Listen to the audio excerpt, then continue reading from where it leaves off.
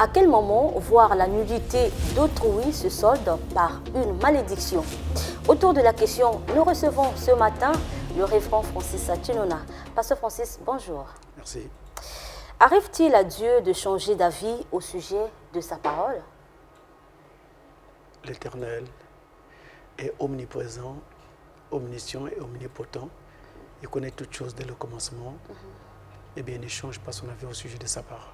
Alors, s'il ne change pas donc son opinion au sujet de sa parole, donc la malédiction venant de la vue de la nudité de ses parents tient encore aujourd'hui?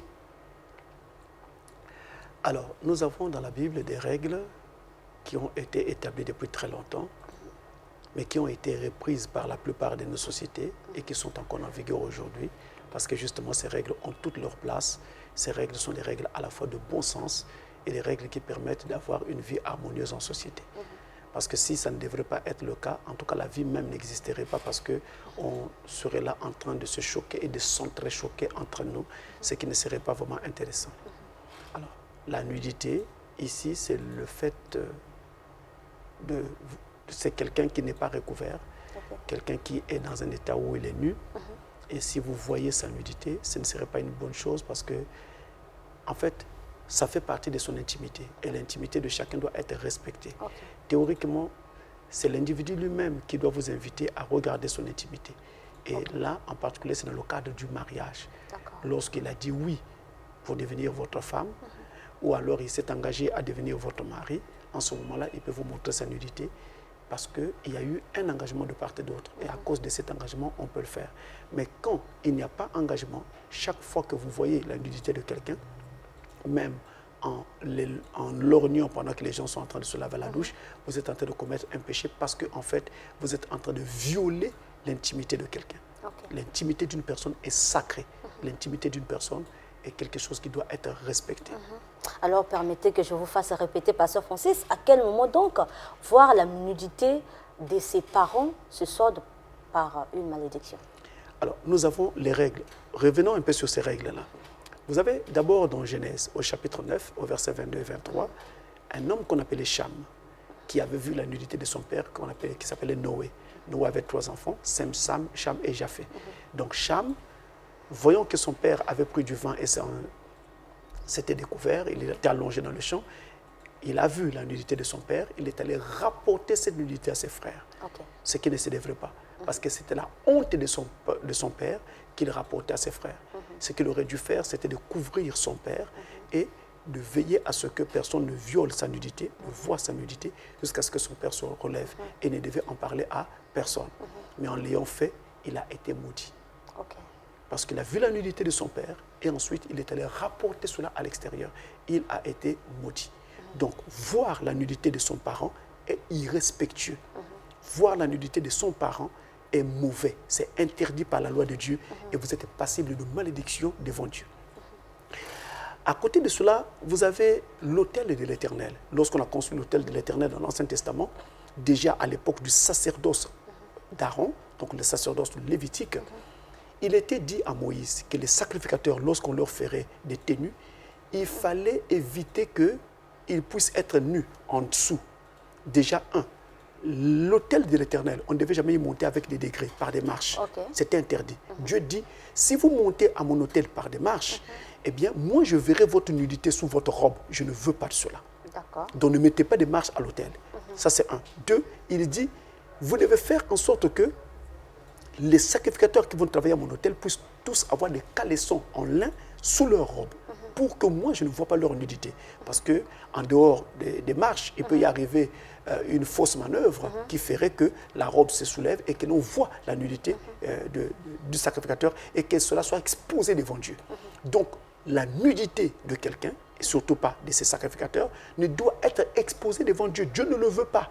Permettez, Pasteur Francis, ça pourrait être peut-être amusant, mais on sous-entend que Dieu soit dans le ciel et c'est Satan qui est sur la terre ou sous la terre. Et comment est-ce que Dieu va voir la nudité quand les gens montent? J'apprécie le mot que vous avez utilisé, sous-entendu, sous-entendre. Okay. En fait, c'est juste un sous-entendu, mais ce n'est pas la vérité, parce que Dieu est partout. Et d'ailleurs, il veille sur ses enfants et il ne part jamais. Il est toujours là, contrairement à ce qu'il paraît. Voilà justement pourquoi il ne veut pas que nous puissions être nus à n'importe quel moment et n'importe où. Et surtout pas devant son autel. Quand vous avez un autel chez vous, vous devez veiller à ne pas paraître nu devant cet autel-là. Jamais. Ne passez jamais devant l'autel qui est dans votre chambre, dans votre maison nu. Évitez. Mettez quelque chose qui barre. Et vous pouvez être nu à la douche, naturellement. Vous pouvez être nu dans votre chambre, naturellement, quand vous vous échangez ou quand vous allez à la douche, etc., etc. Mais évitez de passer devant l'autel que vous avez placé dans votre maison nu. À l'église également, on ne peut pas venir se déshabiller comme ça devant l'autel ou porter des tenues qui sont si légères et qui exposent tout. Ça, c'est très important. Je vais y en venir d'ailleurs. Ensuite, vous avez dans la Bible toujours, dans le Lévitique, au chapitre 18, versets 6 à 18, presque tout le chapitre. Ce chapitre est très formel. Il interdit de voir la nudité de son parent à tous les degrés. Peu importe le degré de relation qui vous lie à ce parent-là, que ce soit un lien direct ou indirect qui vous lie, Dieu ne veut pas que vous voyez la nudité de ce parent. Vous voyez, vous êtes marié à un homme, mais vous n'êtes pas censé voir la nudité de son frère.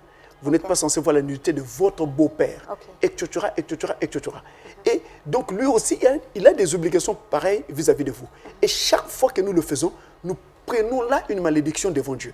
Et je vous en prie, c'est pour cette raison que notre société d'aujourd'hui, la société partout sur la terre, est devenue si faible moralement, si dépravée, parce qu'en fait, elle est en décomposition. Nous nous sommes livrés à trop de choses qui ont attiré sur notre esprit et nos vies des malédictions sans que nous nous en rendions compte. Et aujourd'hui, on agit presque comme des fous. Je parle sous le contrôle des hommes de science. Aujourd'hui, la terre entière est remplie de névroses et de névrosés. Des personnes qui sont presque folles complètement. Et c'est parce qu'on aurait vu la nudité de quelqu'un? Il y a entre autres cela.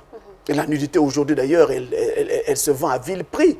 Il est plus facile de voir une femme nue que de s'acheter du pain dans le monde d'aujourd'hui. La nudité est exposée sur Internet avec les films pornographiques. Elle est un peu partout avec les posters, les magazines, photos et autres, où les gens n'ont plus aucune honte, aucun scrupule.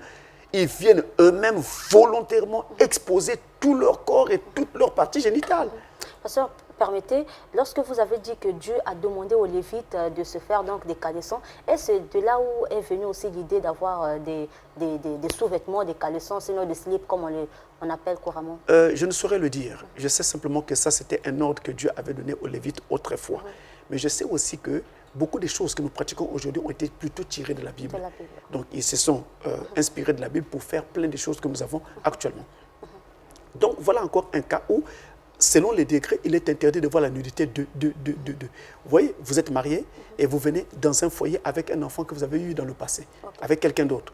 Votre mari actuel n'a pas à voir la nudité de cet enfant. L'enfant de votre mari-là n'a pas à voir la nudité de la fille que vous avez amenée au ménage. Donc, etc. Même si l'enfant est, on va dire, est encore un bébé ou bien un adolescent, le papa n'a pas le droit de voir. L'enfant qui est adolescent n'a aucune conscience et ne peut rien faire par lui-même. Naturellement, ses parents vont prendre soin de cet enfant et l'aider. Mais dès que l'enfant atteint un certain âge où certaines parties de son corps commencent déjà à se développer, et vous le voyez vous-même clairement, il y a danger. Parce que là, le sexe n'est plus loin. Alors, on doit donc éviter certaines choses pour éviter justement de tomber dans des travers. Alors, il y a une dernière chose, justement, il y a une prophétie dans la Bible, dans Ésaïe chapitre 3, où il est annoncé au verset 16 et 17, que les filles des Sion, au temps de la fin, devraient se déshabiller, se dévêtir et marcher à pas feutrés, faisant résonner les boucles de leurs souliers, et leur tête deviendrait chauve. Et c'est ce qui se passe actuellement. Nous voyons les femmes qui ont carrément perdu leurs cheveux, pas parce qu'elles sont malades, mais elles-mêmes, elles ont enlevé leurs cheveux. C'est une prophétie. C'est une prophétie. Il y en a qui se coupent les cheveux et se coiffent comme des hommes. Il y en a d'autres qui n'ont presque plus de cheveux, sont obligés de mettre des chapeaux, des tissages et autres. C'est une prophétie qui annonçait déjà qu'on arriverait à ces conditions-là. Et pire encore, elles se dévêtent. Donc, elles enlèvent leurs vêtements. Vous direz, pasteur, ce n'est pas vrai. Si, c'est vrai. Si dans votre société, vous n'avez pas encore atteint ce degré-là, regardez aux États-Unis. où les femmes marchent carrément en tenue d'Adam dans la rue. Ok. Nous avons vu lors d'une élection américaine une femme qui était candidate à l'élection présidentielle et qui faisait campagne nue. Voilà le monde dans lequel nous sommes.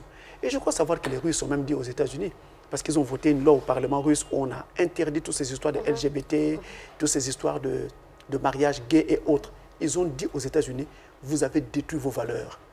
Ne nous demandez pas de détruire les nôtres. Nous allons voir comment tout cela va se terminer, parce que là où vous êtes arrivés, c'est Sodome. Alors ça m'a frappé de voir un parlementaire russe utiliser le mot Sodome, qui est plutôt dans la Bible et qui est prophétique. Ça m'a vraiment frappé. Et je me suis dit, Seigneur, où est-ce que nous sommes actuellement?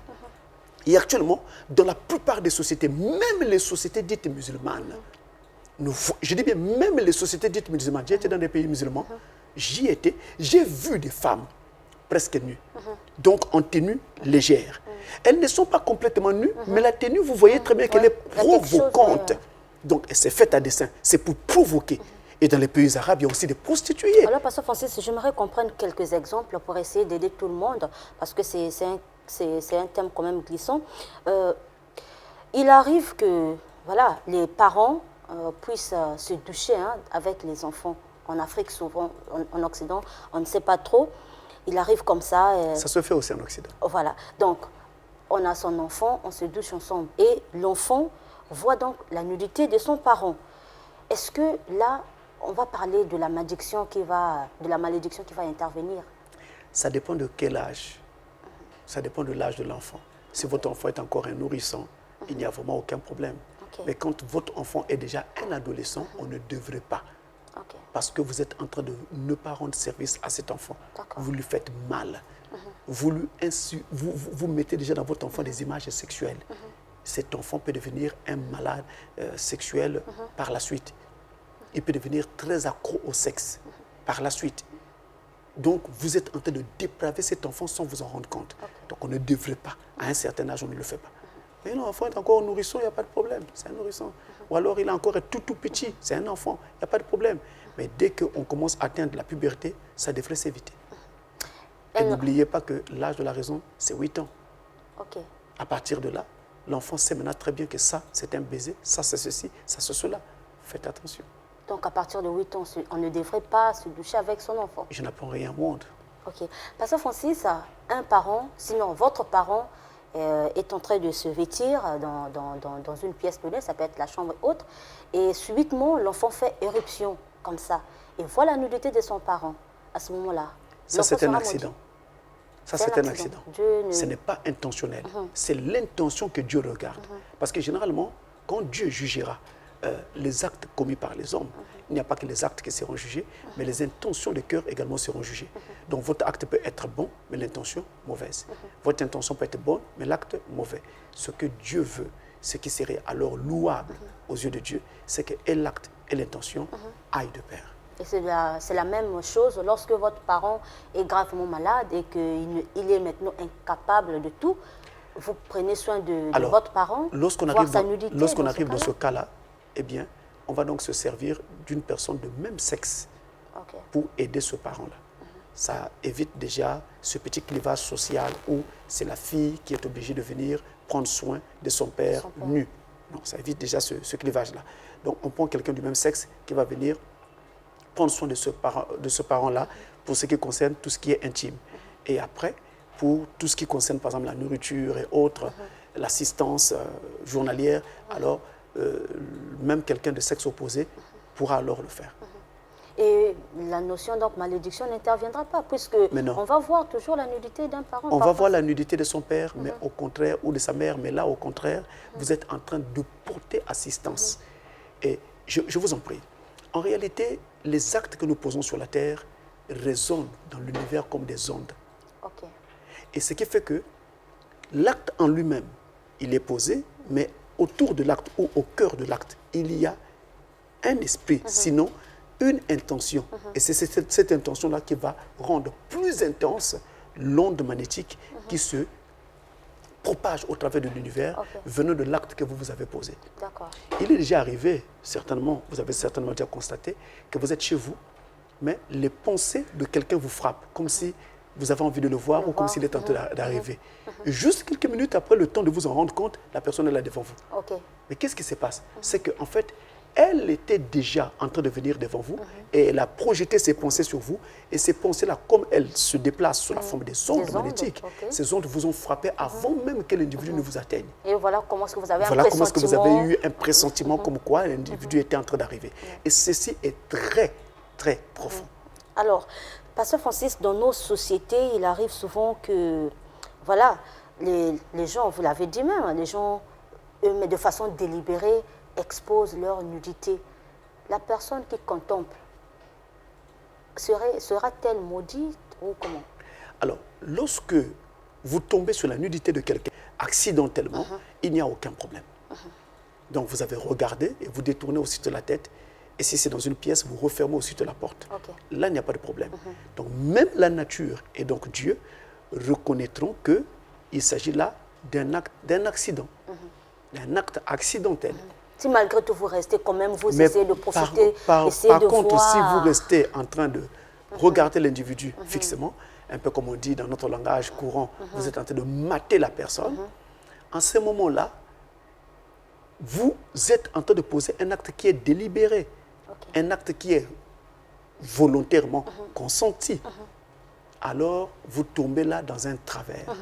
Et c'est ce travers qui va vous causer un tort devant Dieu. Et Matthieu 5 dit, quiconque regarde une femme pour la convoiter a déjà commis adultère avec elle dans son cœur. S'il y a malédiction, Pasteur Francis, comme la Bible l'a souligné, lorsque c'est fait soit volontairement ou lorsqu'on a vu la nudité d'un parent ou quelqu'un d'autre, comment agit-elle dans l'enfant? Comment agit donc cette malédiction dans l'enfant ou bien dans la personne qui a vu? Alors, il serait très difficile ici de définir tous les contours que peut prendre une malédiction. Ce serait très difficile. Parce que tout dépend de celui qui va maudire. C'est-à-dire, si la malédiction va venir de Dieu, c'est Dieu qui va déterminer les contours de cette malédiction. Qu'est-ce qu'il va faire sur cette personne? C'est comme il avait dit au serpent, voici désormais tu ramperas et tu mangeras la poussière tous les jours de ta vie. Donc nous voyons que la malédiction que Satan avait reçue était caractérisée par le fait qu'il ramperait et qu'il mangerait alors la poussière tous les jours de sa vie. Ce qui justement aussi nous montre que Satan à l'époque, j'ai envie de dire le serpent, autrefois le tout premier serpent, pas le reptile que nous voyons aujourd'hui, mais le tout premier, il avait une station debout. S'il n'avait pas une station debout et qu'on lui ait dit ensuite que désormais tu ramperas, eh bien ça ne serait plus une malédiction. Parce que la malédiction est une punition qui vient comme mesure coercitive pour vous punir ou vous corriger par rapport à ce que vous avez commis comme faute. Donc ça va dépendre de celui qui maudit. Peu importe, même quand il y aurait quelque chose qui viendrait du diable parce que vous avez aussi fait quelque chose que le diable, votre prétendu partenaire, n'a pas apprécié. Donc ça va aussi dépendre de lui. Donc en tant qu'humain, il sera très difficile de pouvoir définir tous les contours. Mais par contre, la malédiction, quand elle est sur un individu, elle va alors se définir par elle-même, par les contours qu'elle va justement prendre. Et ces contours vont se dessiner sur votre visage. Ces contours vont se dessiner sur votre vie. Donc ces contours, en fait, vont tracer votre vie, vont, on va dire, quadriller toute votre existence. Et c'est là qu'en regardant, en constatant, en observant, nous dirons, sur cet individu, la malédiction agit de telle et telle autre façon. En tout cas, elle peut prendre plusieurs formes. Mais je vous en prie, je nous en prie, c'est mieux de ne pas tomber sous le coup de la malédiction de Dieu et de rester du côté de la bénédiction. Ça va, en Israël, il y avait deux montagnes. Il y avait le mont Garizim et le mont Ebal. Le mont Garizim était le mont de la bénédiction et le mont Ebal était le mont de la malédiction. Et les deux montagnes se faisaient face. Et vous avez dans la Bible un livre qu'on appelle le Deutéronome. Deutéronome signifie deux lois. Et donc dans ce livre-là, on parle de deux lois. La loi de la vie et la loi de la mort. Et donc Dieu fait quoi? Il met l'être humain, tous les humains, blancs, noirs et tout le monde, devant un choix. Vous devez choisir ou la vie ou la mort. C'est à vous de décider. Ou le mont Ebal, la malédiction, ou le mont Garizim, la bénédiction. C'est à vous de décider. Pasteur Francis, j'aimerais qu'on prenne ce volet-là. C'est quand même important. Il arrive dans nos sociétés toujours, hein, je ne sais pas si en Occident aussi, que certains parents, hein, surtout les femmes, quand il s'agit de maudire leurs enfants ou quelqu'un, elles prennent plutôt les pannes, soulèvent, soit voilà, fait des choses vraiment pas bien et à ce moment-là, prononce des paroles de malédiction. Y a-t-il un rapport entre cette façon de faire et la malédiction qui se fait? Ce geste-là rappelle quelque chose de psychique, comme quoi il était établi que c'était une malédiction de voir la nudité de sa mère ou de son père. Okay. Donc, je te montre ma nudité pour de facto te maudire. Okay. Vous voyez que c'est quelque chose qui était installé de longue date dans les sociétés humaines. Alors, je te montre ma nudité pour que de facto tu sois maudit. Voilà un peu comment ça se passe et ce qui se passe en fait. Mais on ne maudit pas son propre enfant. C'est être le sorcier de son propre enfant. Et si vous maudissez votre propre enfant, vous êtes en train de vous maudire vous-même. Parce que cet enfant-là sera votre bâton demain, sera votre lumière demain, qui va vous guider sur les sentiers lorsque vous serez vieux. C'est lui qui prendra soin de vous. Si quelque chose n'a pas bien tourné, asseyez-vous, parlez-en avec l'enfant et trouvez des voies pour arranger. Mais ne maudissez pas. Et depuis que vous êtes pasteur, avez-vous déjà reçu des gens qui sont victimes de cette forme de malédiction? C'est ce que nous rencontrons tout le temps. Et comment s'en débarrasser? Peut-être pas cette forme de malédiction, mais maudit sur la terre, il y en a plein. Et dans ce cas-ci, comment se Vous savez, débarrasser? regardez, nous avons connu par exemple des situations où, dans notre pays, je ne rappelle pas cela juste pour faire mal aux gens, je rappelle cela pour conscientiser les gens, où il y a eu des guerres et des gens ont perdu leurs biens. Okay. Des biens qui ont été volontairement détruits par X, Y, Z parce qu'un tel n'est pas de mon ethnie, un tel n'est pas de mon village, un tel n'est pas de mon parti politique. On a détruit ces biens-là. Ces individus dont on a détruit les biens n'avaient pas la force de se défendre. Qu'est-ce qu'ils ont fait? Ils se sont juste retirés et ils ont battu, frappé les mains comme ceci. Ce geste-là qu'ils ont fait a ajouté à cela l'intention qu'il y avait dans le cœur et le regret. C'est parti dans la nature. Quel que soit, ça ne peut qu'atteindre cet individu qui avait détruit sa maison. Pareil pour tout ce qui a été fait. On a pillé, on a volé, on a violé des femmes, même des enfants. Après des avoir actes agi de ainsi, barbarie. Après avoir agi On finit ainsi. par le payer. On voit des gens, beaucoup sont devenus fous. Mais et il y en a qui sont morts. Si on devient chrétien, comment devrait-on s'en débarrasser? Vous savez, une fois, il faut faire très attention avec les gens que vous rencontrez parce que vous ne savez pas qui est qui. Une fois, j'étais en train de rouler dans ma voiture et puis j'avais mal pris un virage. Moi, j'avais mal pris un virage. Donc quand je prends mal le virage, mais j'ai fait l'effort de redresser mon volant, de garder la route. Mais il y avait quelqu'un qui venait en face de moi, qui était sur une moto et qui s'est senti un peu dérangé. Qu'est-ce qu'il a fait? Il m'a insulté. Okay. Quand il m'a insulté, il y avait quelque chose à mon intérieur qui n'avait pas aimé cela. D'accord. Pas moi. Moi, je suis pour rien. Mais à l'intérieur, cet homme-là qui est toujours là, il n'avait pas aimé cela. Qu'est-ce que j'ai fait? J'ai banalisé, je suis moi parti. Mais je savais que cet homme n'avait pas aimé cela. Okay. Ça n'a pas mis du temps, cet homme est mort. Il faut faire très attention, parce que vous ne savez pas qui est exactement qui. Tout le monde n'est pas pareil. Okay. Il est arrivé une fois, William Branham, il était en train de sortir avec son fils Billy Paul pour aller à un restaurant manger. Et après, je crois qu'il devait aller à un service. William Branham, qui avait un problème de calvitie, a donc mis un postiche sur la tête pour essayer de se protéger contre le froid, pour ne pas avoir la gorge enrouée. Quand Billy arrive à la porte de la chambre de papa, il frappe, son père ouvre pour sortir. Billy voit sur la tête de son père un postiche. Il dit, papa, si c'est avec ça, je ne sors pas avec toi. Automatiquement, Branham a refermé la porte, il est reparti à l'intérieur. Billy a attendu, papa ne sortait pas. Il s'est rendu compte qu'il avait mal fait à son père. Il avait mal parlé à son père. Il revient pour demander pardon à son père. Il dit, papa, pardonne-moi. Je n'aurais pas dû te parler comme ça. Son père lui dit, non, Billy, toi, quand ta mère est morte, j'ai été à la fois ton père et ta mère en même temps. Toi, tu ne peux pas me faire du mal. Tu restes mon enfant, tu restes mon bébé. Mais cet homme-là qui vit au-dedans de moi, il n'a pas aimé ça. Alors, Pasteur Francis, merci vraiment pour ces éclaircissements. On va passer à notre rubrique « Les gros mots ».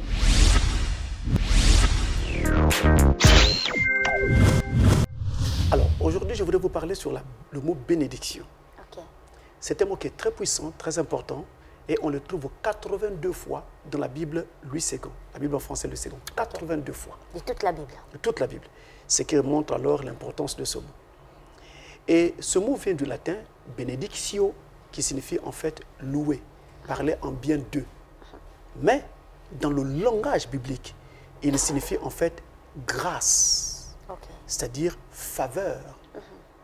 Une faveur qui va vous être accordée.